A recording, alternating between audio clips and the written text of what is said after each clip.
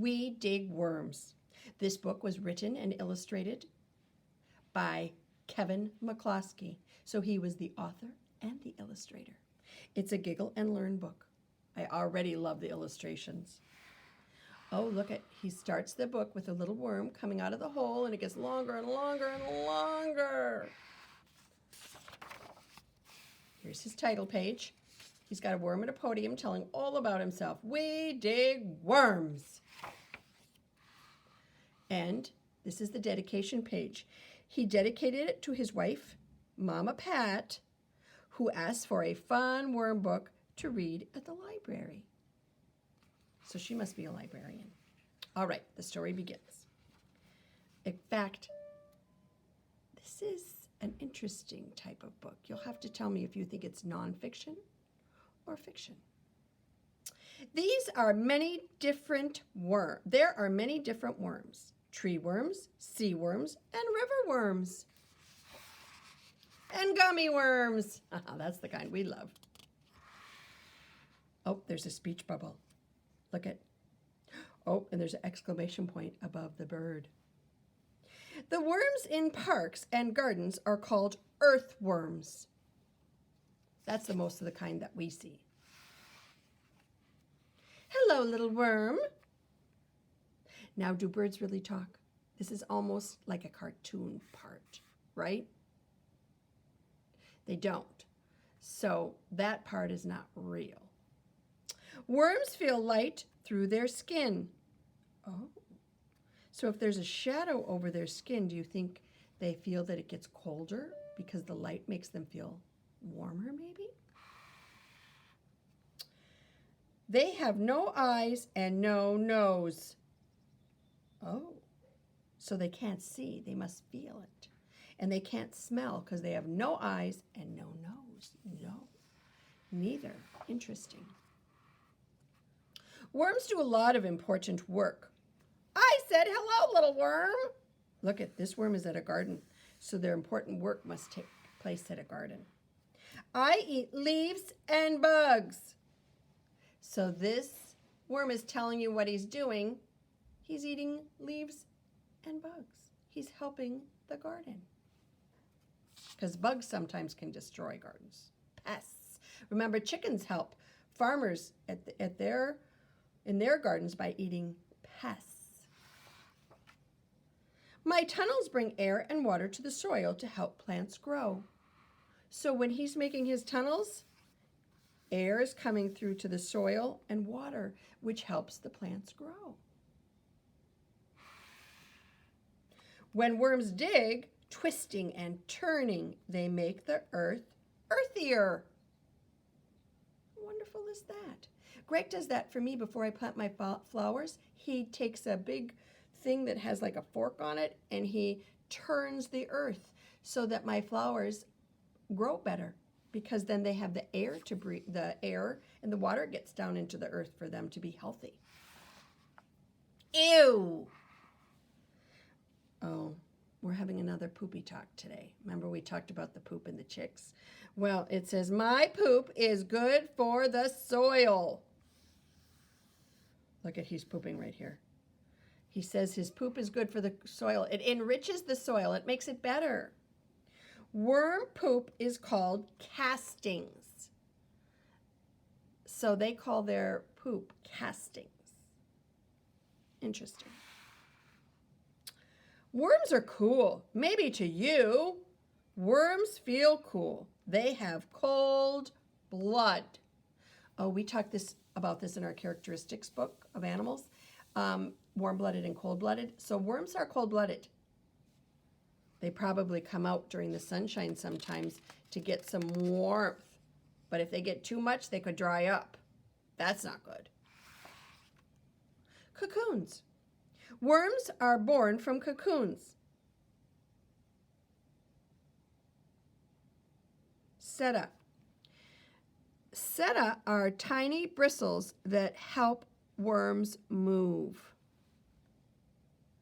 So they have tiny bristles along their body that help them move. Outside, worms don't have lungs. They breathe through their skin.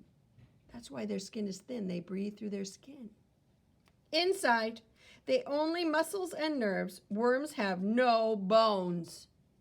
I didn't know that. Oh, here's their bottom right here. That's called their anus, their bottom. That's where their casting comes out, their poo. Intestine. So they have an intestine. We have intestines. They have a gizzard and crops. 2 kinds of stomach right here. 2 kinds of stomach. Chicken has a gizzard too. Map of the worm. This is a clitellum. Only grown-ups have this clitellum. And this is where the eggs become cocoons. So if you see a worm and it doesn't have this raised part on both sides, it's a baby. If it does, it's an adult worm. And that part right there is where the eggs become cocoons. So I'm wondering about these worms and how they lay eggs, or if they do, because it says this is where the eggs become cocoons. So the eggs stay in here and become cocoons. Then what? I've got a wondering. Here's the head. Here's the brain, the mouth. Oh, they have a mouth. They have a nerve cord. They have 5 pairs of hearts. So if they have 5 pairs, that's equal to 2, 4, 6, 8, 10 hearts.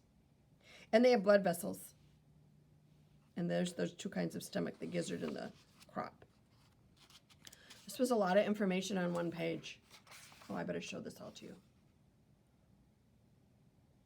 Look at that. Mr. Worm, why do you come out after the rain? I've always wondered that. People think it's because they're flooded down underneath the ground. I don't know. Let's find out. Oh, it's easier to wiggle when it's wet. So they like to come out because it's easier for them to wiggle around. Worms move and breathe better when it's wet. So they like it when it's wet and they move better. I suppose when we have a lot of dry days, they don't come out because they have to stay underneath the ground where it might be moist or they dry up. Excuse me, Mr. Worm? Do you have a big family? Oh, yes, one worm can have 100 babies. That's a lot of babies. How many worms live here? So they're at a park, and look at the bird is going, yum. Oh my gosh. Millions, millions, millions, millions, millions, millions, millions, millions. Over 1 million worms can live in a small park.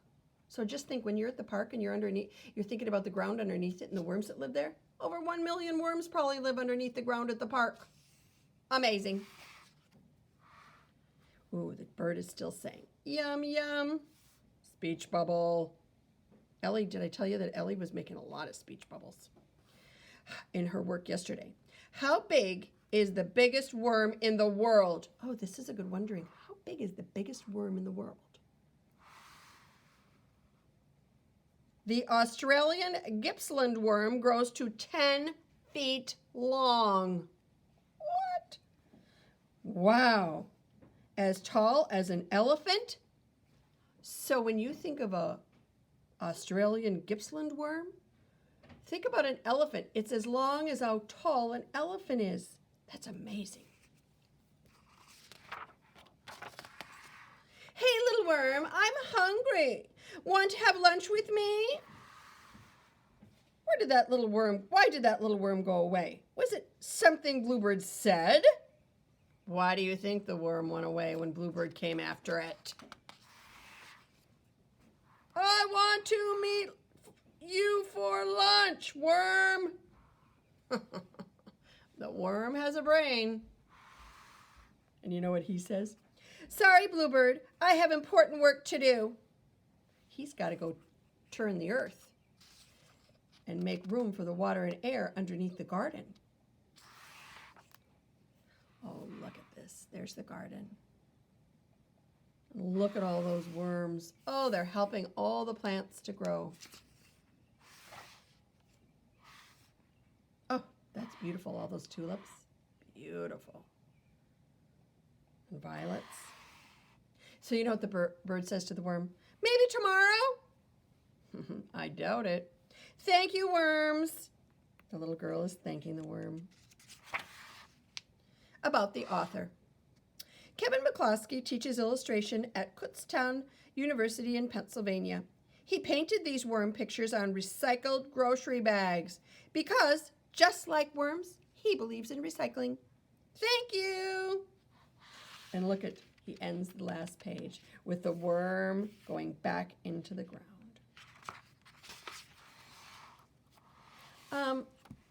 I got this as a gift last year from the Strong Girls. They are so wonderful. They found this book when we were studying worms last year, and they gave each kindergarten teacher a copy. So we have this book because they found it, and it's a wonderful book. All right. So we're reading the book today, and tomorrow we're going to be talking about what? Things that you learned and new learnings and wonderings. So you're going to have to write down some new learnings or wonderings or keep them in your brain. All right. Have a great day.